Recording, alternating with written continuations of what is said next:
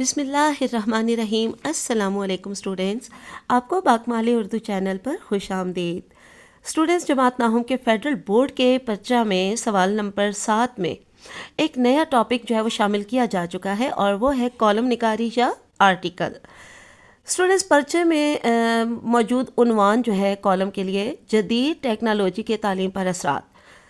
اس عنوان پر تو میں آپ کو ہینڈ ریٹن نوٹس جو ہے وہ ان سے آپ کو کالم پڑھا چکی ہوں، تو آپ نے وہ بھی بہت اچھی طرح سے تیار کرنا ہے، اور اس کے علاوہ بھی میں نے آپ کو کئی اور موضوعات پر جو ہے وہ کالم کروا چکی ہوں، تو وہ سب بھی ضرور پڑھیے گا۔ اور خاص طور پر تعلیمی موضوع پر جو کالم ہیں وہ تو آپ نے بہت ہی اچھی طرح سے پڑھنے ہیں، اچھی طرح سمجھنے ہیں اور دیکھنا ہے کہ انہیں کیسے لکھا گیا ہے، ان میں کون کون سے اہم نکات ہیں جن پر روشنی ڈالنی ہے، جنہیں تفصیلاً لکھنا ہے اور کیسے لکھنا ہے، ٹھیک ہے۔ تو اسٹوڈنٹس، آپ نے اب تک جتنے بھی کالم میں نے کروائے ہیں ان کو اچھی طرح سے پڑھنا ہے۔ اس کے علاوہ ان کے ساتھ ساتھ اخبارات سے بھی کالم آپ نے پڑھنے ہیں۔ چند ایک کالم اچھی طرح سمجھ کر پڑھنے سے ہی آپ کو پتہ چل جائے گا کہ کسی بھی عنوان پر کالم کیسے لکھا جاتا ہے اور اس میں کن کن اہم نکات پر کیسے کیسے روشنی ڈالی جاتی ہے۔ موضوع کا آپ نے سب سے پہلے تعارف جو ہے وہ لکھنا ہوتا ہے، وضاحت دینی ہوتی ہے عنوان کے بارے میں، موضوع کے بارے میں، اور اس کے بعد آپ نے پھر تفصیل لکھنی ہوتی ہے، اور تفصیل میں آپ نے خوبیاں اور خامیاں، اچھائیاں برائیاں جو ہے وہ واضح کرنی ہوتی ہیں، اور آخر میں آپ نے نتائج بیان کرنے ہوتے ہیں یا پھر ذاتی رائے اور اپنی تجاویز وغیرہ جو ہے وہ لازمی بتانی ہوتی ہیں۔ تو آج بھی ہم ایک اور تعلیمی موضوع پر کالم جو ہے وہ پڑھیں گے۔ یہ میں نے آپ کے سامنے اپنے ہینڈ ریٹن نوٹس رکھے ہیں، اور میں تقریباً کوشش کرتی ہوں کہ کم سے کم بھی آپ کو 1.5 پیج کا ضرور جو ہے میں نوٹس بنا کر آپ کو کالم کروایا کروں، تاکہ اتنا مٹیریل، اتنا مواد جو ہے وہ آپ کے ای شیٹ کے 2 صفحات پر 2 سے 3 صفحات ہوں گے آپ کے پاس کالم لکھنے کے لیے۔ تو آپ نے جو ہے وہ لازمی جو ہے وہ کوشش کرنی ہے کہ آپ کے 2 سے 3 صفحات پر کالم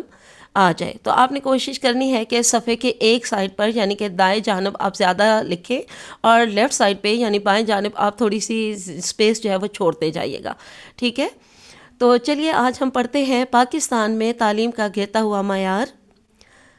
بہت سے لوگوں کا خیال ہے کہ پاکستان میں نظام تعلیم زوال پذیر ہو چکا ہے، لیکن حقیقتاً یہ مسئلہ زوال پذیر ہونے سے بھی زیادہ گمبھیر ہو چکا ہے۔ لیکن اصل مسئلہ زوال پذیر ہونا نہیں، بلکہ اس کا غیر منظم و بے مقصد ہونا اصل مسئلہ ہے۔ قوموں کی ترقی کے لیے تعلیم و تربیت جسم میں دوڑتے خون کی طرح ہوتی ہے۔ پاکستان کا المیہ ہے کہ اس جانب عملی طور پر کسی بھی حکومت نے سنجیدگی سے توجہ نہیں دی۔ تعلیم کے لیے ہمارے بجٹ کا حجم ثبوت کے طور پر کافی ہے۔ دوسرے ملکوں کے سیکولر اور اسلام دشمن نصاب کو اپنا کر ہم اپنی نسلوں کو بے مقصد اور لادین بنا رہے ہیں، اور ایسی نسل سے یہ توقع رکھنا کہ ان میں نظم و ضبط پیدا ہوگا یا یہ کہ وہ قومی مسائل کا ادراک یعنی کہ سمجھ اور قومی خدمت کا شعور رکھیں گے، ایک خواب عبث ہے۔ اس وقت حالت یہ ہے کہ میٹرک اور انٹر بورڈ پر سے قوم کا اعتماد اڑ چکا ہے، اور اس کے نتیجے میں 1 درجن سے زائد بورڈز اپنا نصاب تعلیم لے کر تجارتی بنیادوں پر قائم اسکولوں اور کالجوں میں داخل ہو چکے ہیں، اور تعلیمی منڈی میں اب وہی لوگ داخل ہو سکتے ہیں جو اس کی قیمت چکانے کی اہلیت رکھتے ہوں۔ یہ بے مقصدیت کے مسافر پھر یہی سمجھتے ہیں کہ مادی دنیا ہی اصل دنیا ہے۔ ہمارے نظام تعلیم اور ملازمت کے مواقع کے درمیان ربط کا فقدان ہے، جس کی بنا پر بڑی تعداد میں نوجوان یورپ، جنوبی امریکہ اور آسٹریلیا کا رخ کر رہے ہیں۔ یہ نوجوان پاکستان کے لیے کارآمد ہو سکتے ہیں اگر انہیں قومی سطح پر مرتب شدہ بامقصد تعلیم دی جائے، مگر افسوس 18ویں ترمیم کے بعد یہ دروازہ بھی بند ہو گیا، کیونکہ تعلیم اب ایک صوبائی معاملہ بن کر رہ گیا ہے۔ تعلیم ہر انسان کا بنیادی حق اور ضرورت ہے۔ اعلیٰ تعلیم ہی ایک معاشرے کو ترقی یافتہ بنا سکتی ہے، جبکہ اس کے برعکس پست معیار تعلیم کی وجہ سے معاشرہ زوال کا شکار ہو جاتا ہے۔ آج اسلامی جمہوریہ پاکستان کی تعلیمی جامعات پر نظر ڈالیں تو دل خون کے آنسو روتا ہے۔ ورلڈ یونیورسٹی رینکنگ کی رپورٹ کے مطابق ایشیا کی 100 بہترین جامعات میں پاکستان کی ایک یونیورسٹی بھی شامل نہیں ہے۔ اقوام متحدہ کی ایک تدریسی رپورٹ میں بتایا گیا کہ پاکستان میں نہ صرف سرکاری بلکہ نجی شعبے کے اسکولوں کا تدریسی معیار بھی پست ہے،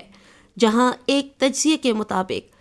جماعت پنجم کے 36% طلباء انگریزی زبان کا ایک عام سا جملہ نہیں پڑھ سکے۔ اب نئی حکومت سے امید کی جاتی ہے کہ اعلیٰ تعلیم کی فراہمی کی راہ میں حائل رکاوٹوں اور تعلیمی شعبوں میں پائی جانے والی خامیوں کو درست کرنے کے لیے مناسب اقدامات ضرور کیے جائیں گے۔ تو اسٹوڈنٹس، یہ آج ایک اور تعلیمی موضوع پر ہمارا کالم مکمل ہوا، اور یہ جو سوال نمبر 7 آتا ہے فیڈرل بورڈ کے پیپر میں، تو اس میں ہی ایک اور نیا جو ٹاپک شامل کیا گیا ہے وہ ہے ای میل۔ ای میل میں نے آپ کو ابھی تک ایک موضوع پر کروائی ہے، انشاءاللہ ساتھ ساتھ آپ جو ہے وہ ان ٹچ رہیے گا، کنیکٹڈ رہیے گا، تو آپ کو مزید موضوعات پر بھی ای میل کروا دی جائے گی۔ یہ بہت ہی اہم سوال ہے، اور اس میں جتنے بھی ٹاپک شامل کیے گئے ہیں، یعنی کہ یا تو سوال نمبر 7 جو ہے وہ کالم پر آئے گا، اور ایک ہی موضوع پر، ایک ہی آپشن پر جو ہے یہ سوال ہوگا، اسی پہ آپ نے کرنا ہوگا، اس کے ساتھ کوئی چوائس نہیں ہوگی، کوئی دوسرا آپشن نہیں ہوگا۔